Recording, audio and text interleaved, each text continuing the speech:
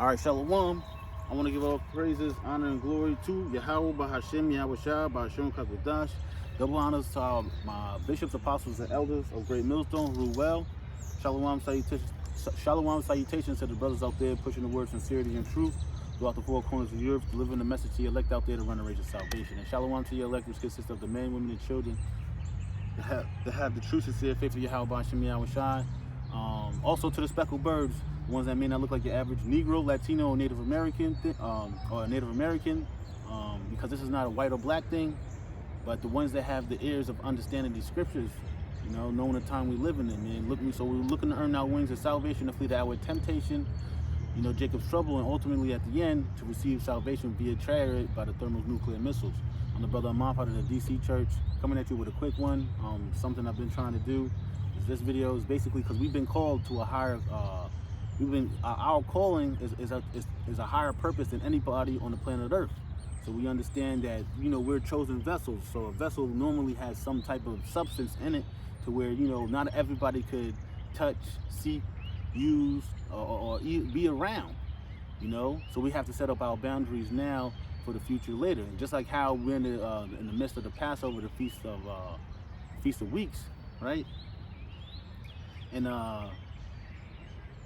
And basically how you're supposed to stay away from leaven, and basically leaven being wickedness, and constantly working on that and rehearsing that and being at peace with like having without. And that's the thing. Being at peace with being content. I'm good with what the Lord gave me. And I realize you have to say those words of affirmation, those words of gratitude, and because you have to speak to the flesh. Because the flesh is demonic, man. These chains of darkness is never satisfied. Even when you got it all, you constantly want more. Look at Esau, man. His desire is as hell. If Jake was up on top, it'd be the same way.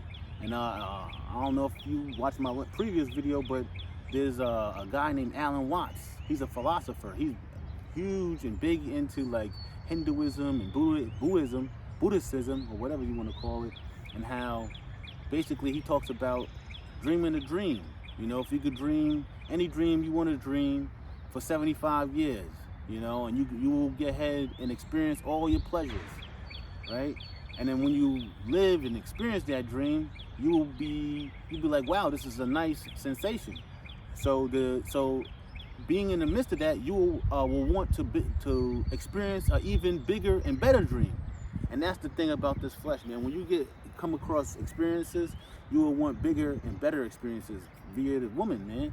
The woman, once they witness Dubai and all the money, the fashion, the clothes, and you're like, you ain't got that worry in the back of your head, But I realized that worry, that sense of not having money, that's where that's where your creativity lies at. Being able to scavenge or come up with things that you never really truly had if you didn't have to go through that turmoil or that pain or that suffering, because you got the funds to have the fun.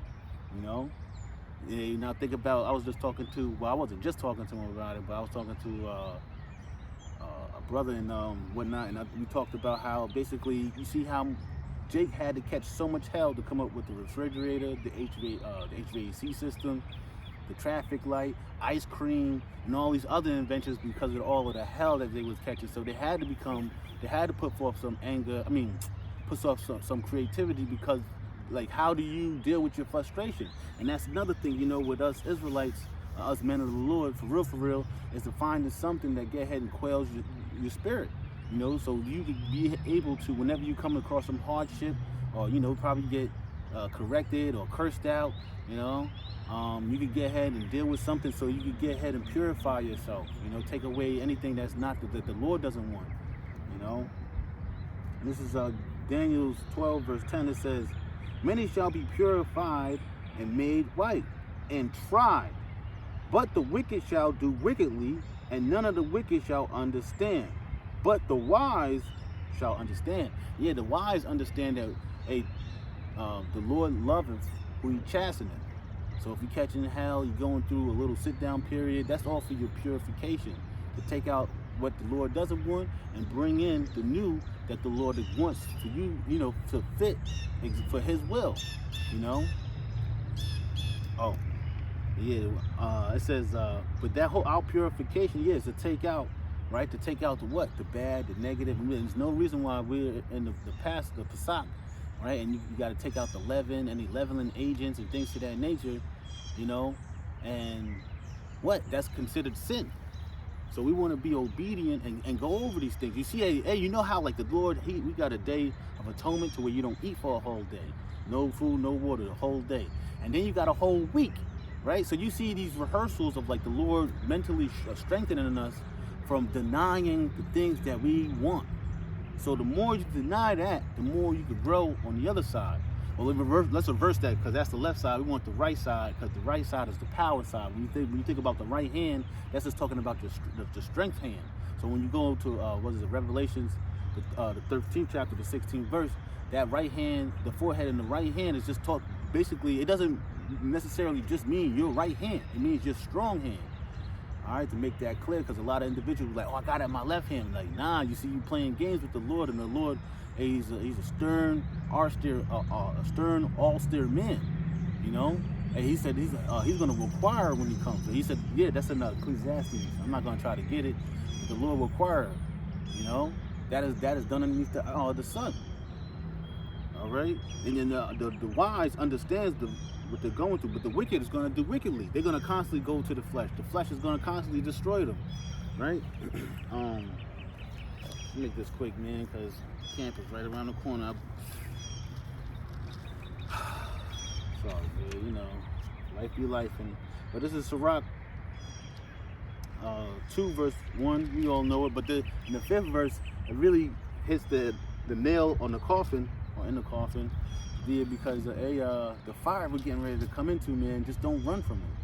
Oh, there we go. It says, my son, this is Sirach, or Ecclesiasticus in the Apocrypha 2:1. It says, my son, if thou come to serve the Lord, prepare thy soul for temptation. You can't read that enough. It says, set thy heart aright. So you got to have spiritual goals. You just go like, oh, I'm going to go to camp, I'm going to do my videos. But like, in what detail are you, refining yourself? I have to ask myself that question. It says, and constantly endure, endure and take that with, that hardship, endure that stuff, man, Because it's easy to just deny things, walk away from things versus like, being at peace with like, your car messed up, financial burden, be at peace with it, go for a walk in fast. It says, and make no haste in time of trouble. The reason being because it's for your character building. We're gonna have to go through these things. I don't know. I got one more. We go through these things for character development, for growth. So the ones behind us, we could teach them. And like, and I thought about this before I turned. Well, actually, it was yesterday or today. And you know how we know that we could get ahead and we could judge a person by their appearance, because we were once blinded.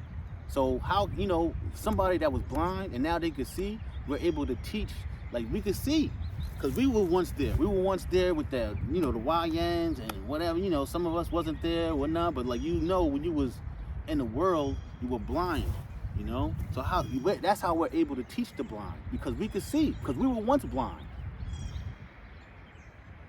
Because that's what like a lot of niggas don't get.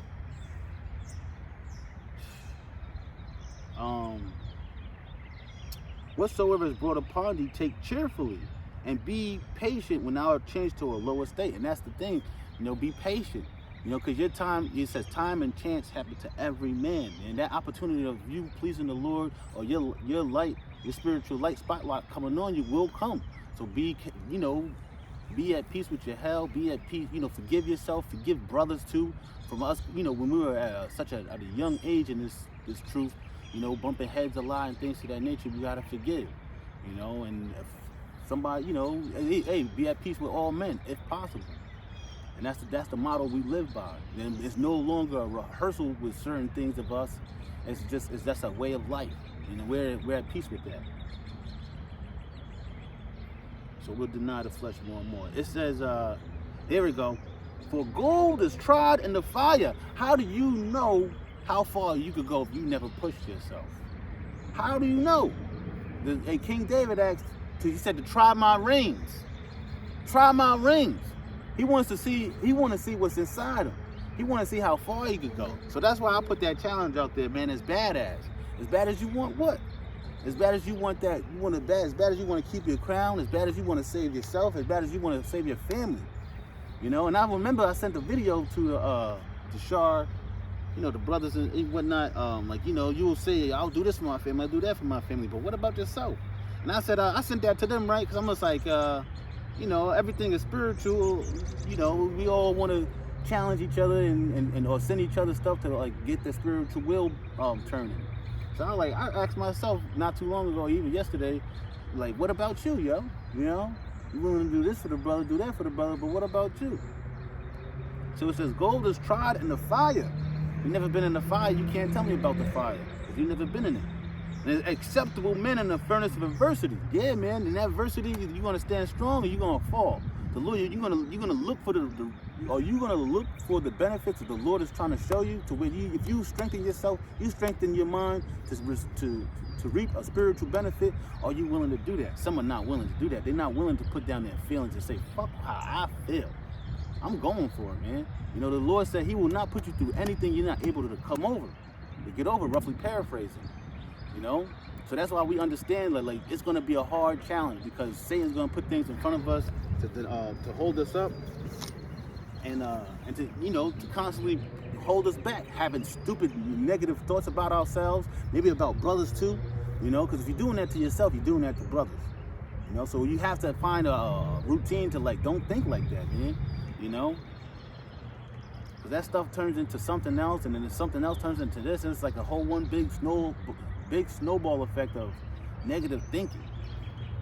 All right, this is one of the main heavy hitters. This is Isaiah. I'm gonna just get to the point. Isaiah 59:14. It says, "And judgment is turned away backward, and justice standeth afar off, and truth is fallen in the street, and iniquity, and equity cannot enter." It says, "Yeah, truth faileth, and he that departed from evil maketh himself a prey. And the Lord saw it and was displeased, and it displeased him that there was no judgment." And that's the thing. We don't have judgment going off in the streets right now. You know, for the most part, you could be what the hell you want to be. But even still, even still, that the Esau sets up laws, statutes, and commandments that you cannot pass, man. You know. Also, you know, it's crazy, right? Because I seen this video just to make, what I was thinking, so you make it clear.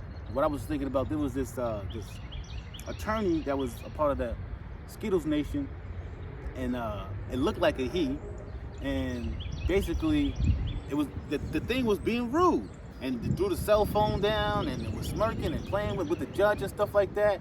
And then as soon as the police grabbed it up, it was just like, I need a woman's officer, a woman. So even with all of that madness that they throw out there, it's a trap to mess with people, man. But it's really a trap for our people, and to mess us up. So that's how we know we're able to dig and also to unravel Esau's trickery for Jake to fall into. You know, the more we dig, the more it's evidence. So now you got other individuals saying things that we've been saying for years. And all of a sudden they big, and they getting all this clout and fame and stuff like that. Hey, that's cool, they can have it. But we don't want that reward. We want the reward of serving and pleasing Yahweh B'Shem Yahweh Shai and serving the elect. That's it. You know, and anything that comes with that be cool. That's cool, man, because the Lord is a beautiful, merciful spirit, power. You know, but that was pretty much it. I ain't want to make this too long. I gotta get ready to go to camp. I want to give all praises, honor, and glory to Yahweh B'Shem Yahweh Shai, B'Shem Kakodash. Double honors to my bishops, apostles, and elders of Great Millstone. Shalom, salutations to the brothers out there pushing the word, sincerity, and truth throughout the four corners of the earth. Delivering the message to your elect out there to run a race of salvation. Shalom to your elect. Shalom.